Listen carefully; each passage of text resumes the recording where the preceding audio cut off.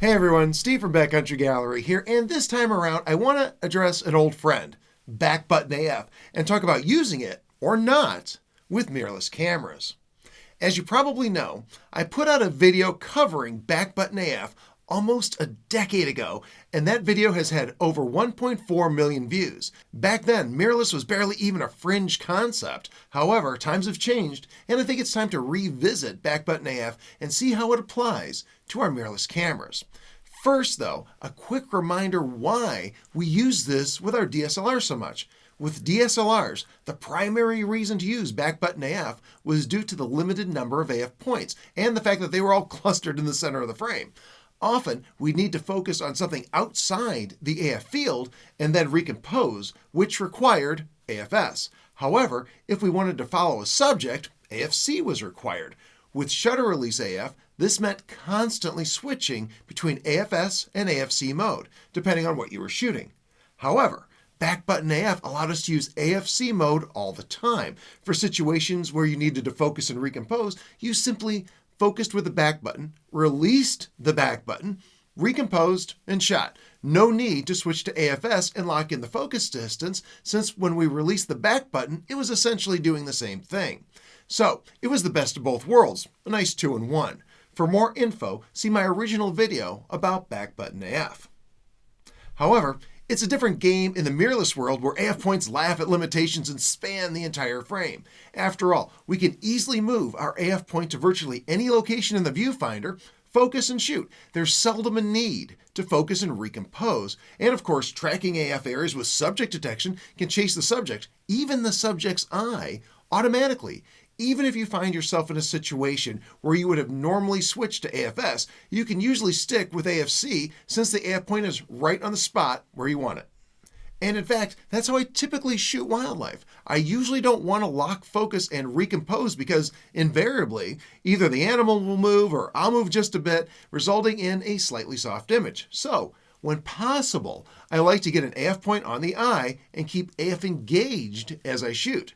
So, strictly speaking, with mirrorless, there isn't as much need for back button AF as before. Plus, forgoing back button AF can potentially free up that button for other duties. Still, there are times when back button AF is valuable, and here are a few of the reasons I've never switched back to shutter release AF, even though I'm exclusively shooting mirrorless now. First, back button focus is often handy when you want to lock focus at a certain distance. Maybe you're shooting a stationary animal through heavy brush, and once you have the animal sharp, you don't want the camera trying to adjust focus every time you take your finger from the shutter release and put it back again. This is especially true on a windy day when grass, reeds, branches, or other vegetation will drift between you and your subject. You can often get the shot during clear windows in the vegetation as the wind blows it, but it's helpful to have focus distance fixed on the subject and not risk the camera trying to refocus on the blowing foreground vegetation all the time. Or perhaps you're facing a tough AF situation where it's a real struggle to get the camera to lock onto a tricky stationary target. And even sometimes once you have a lock, it'll sometimes drop it and start racking focus. I think we've all been there. In those instances, we often want to keep a half press engaged so we can fire away when that magic moment happens. But with shutter release AF, this keeps AF active and risks the camera dropping the lock as it tries to refocus. You don't want to see the decisive moment in the viewfinder only to discover your camera picked that instant to start racking the focus ring back and forth. I speak from experience. On the other hand, back button AF allows you to achieve focus and then release the AF on button to disengage focus once you have it perfect. Now, you can keep a half press on the shutter release while you wait for the decisive moment with zero risk of the camera trying to refocus at the wrong time. In fact, one trick that works well for just about any mirrorless camera is when it's struggling to focus, try rotating it 45 degrees and give it another go. Often it'll lock on, but you need to keep it from refocusing once you rotate back and recompose for the actual shot. This is a potential issue for shutter release shooters since AF is tied to the shutter release. But back button AF shooters simply keep their thumb away from the AF on button in that scenario once they've achieved focus. Again, I want to stress that most of the time I like to keep AF on target and fully engaged, but those last three examples are important exceptions to that rule.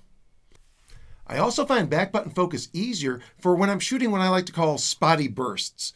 This is usually when I'm shooting a sequence of a bird flying past. I watch what's happening in the viewfinder and I stop firing when I see something I don't like, usually something distracting in the background, and then resume shooting once that distraction is passed, all while keeping AF engaged. With shutter release AF, you have to be extra careful to lay off the shutter release while still maintaining that half press for AF. I find it easier, at least for me, to use back button focus and just fully release the shutter button until I need to start shooting again.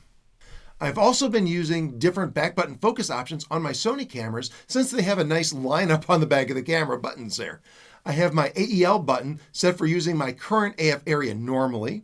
The AF on button uses the tracking version of my current AF area. And the fire button is my emergency action button, a quick press and I jump to a group of settings designed for action work. If you're a Sony shooter, see my A1 AF setup video for more info. It applies to the A1 and is pretty easily adapted to the A7 IV and the A7R5. Also, Sony A1 shooters should also check out my Sony A1 setup guide for wildlife photography. There are tons of tips and tricks in there for you. Also, although I'm primarily a wildlife photographer, it's not unheard of for me to still indulge in a little landscape photography from time to time. When doing landscapes, I often want to focus on a specific spot and not have the camera trying to refocus each time I make some exposure adjustment and then go back to the shutter release. Back button AF allows me to focus once, and as long as I don't touch the AF on button again, the camera will stay focused at the distance I want, and I can use the shutter release without fear of the camera trying to refocus. Finally, I often give a gentle tap on the shutter release, pressing it to that halfway mark to keep the camera from slipping into standby mode during a pause in the action while I wait. I really don't want the camera trying to focus every time I tap the shutter release to wake it back up or to keep it awake. Overall, and for me anyway, I like to have AF separate from the shutter release. For the way I work, I find that method is the most useful. Now, as a quick counterpoint, there are multiple ways to accomplish the examples we discussed when using shutter release AF. We can utilize AF lock, for instance, or manual focus, and many of the buttons I program for specific tasks with AF can do those tasks, like switching to a tracking mode, for instance, without AF on that same button. Still, overall, I find that back button focus remains an incredibly handy way for me to do my photography. Also, I know that not everyone's going to agree with these points, and that's totally fine. The reason we have all of these options is because there are so many different styles of field workflow. If back button focus works well for you, I say go for it. If not, don't hesitate to use shutter release. It's more important to use what works and feels the best for you than to force yourself to use a setup that you simply don't like. Let me know in the comments which way you currently fly, back button AF or shutter release, and why, or if you're switching. I'd love to know your thoughts. As always, thank you so much for watching. If you enjoy content like this, you'll love my educational materials. Each one of my books and video series are chock full of field-tested information that can help you the very next time you're out. Also, remember to like and subscribe for more, and make sure you stop by the site and sign up for my free email newsletter. Thank you so much for watching, and have a great day.